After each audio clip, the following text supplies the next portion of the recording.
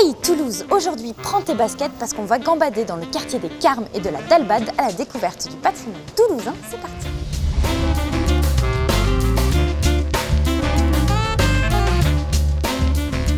Aujourd'hui, on va apprendre que le feu ça brûle, que Voltaire est la star du quartier, mais surtout que ici, c'est the place to be pour être un capitoul. Mais qu'est-ce que c'est un capitoul? Eh ben viens, tu vas le savoir. On va se promener tout autour de la place Esquirol. Et pourquoi ici? Eh bien parce qu'historiquement, la place Esquirol, c'était le forum de la ville.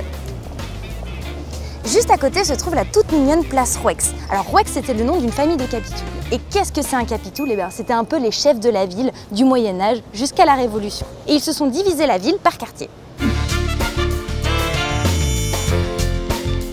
En contrebas de ce quartier, on se retrouve tout près du fleuve. Et c'est pour ça que cet endroit est surnommé la Garonnette. Depuis le Moyen-Âge, les comtes de Toulouse avaient fait installer des moulins. La Garonnette était un petit canal de fuite des eaux de Garonne qui passait sous les moulins et faisait tourner leurs grosses meules. D'où la rue du Moulin du Château. Et regardez, pour la mémoire de l'endroit, on a recréé un petit ruisseau.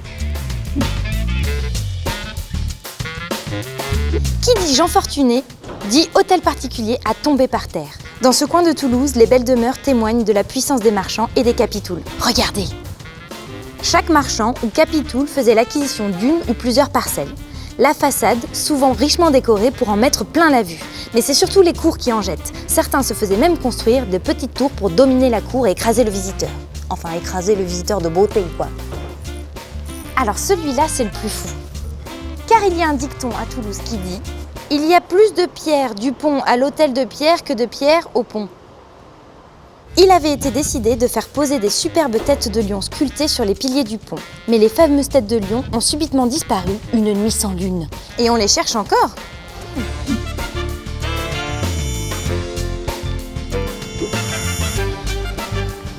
Eh, tu savais qu'on était rue de l'Homme Armé, qui est juste en face de la rue de la Hache? Ça donne trop envie de s'y promener tout seul la nuit, non? Non? Bon, en vrai, cette rue, elle est bien trop mignonne, elle porte bien mal son nom. Et maintenant, en l'espace de quelques mètres, on va sauter les époques. Nous sommes rue Maltache et ici, en 1463, s'est déroulé un incendie historique qui a duré 12 jours et ravagé 7000 maisons. Et c'est le roi Louis XI en personne qui est venu à Toulouse pour aider les Toulousains à reconstruire la ville. On est place des Carmes. Au XIIIe siècle, la place des Carmes est un couvent des moines jusqu'à la Révolution. Au XIXe, c'est un marché couvert sous une grande halle de style Baltard. Dans les années 60, c'est le big boom de la voiture. Tout le monde veut garer sa voiture partout. Alors on détruit la halle pour construire ce parking, qui est aussi un marché. Un parché quoi, ou un marching.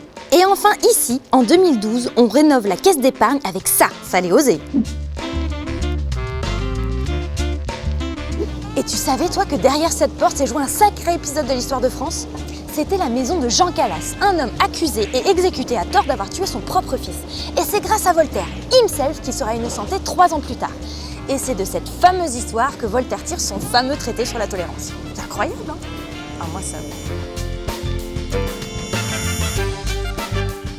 Ainsi s'achève notre épisode sur Toulouse et les capitouls. Maintenant, vous savez ce que c'est, vous allez pouvoir vous la péter. D'ici là, nous, on se retrouve pour un nouvel épisode sur le patrimoine toulousain.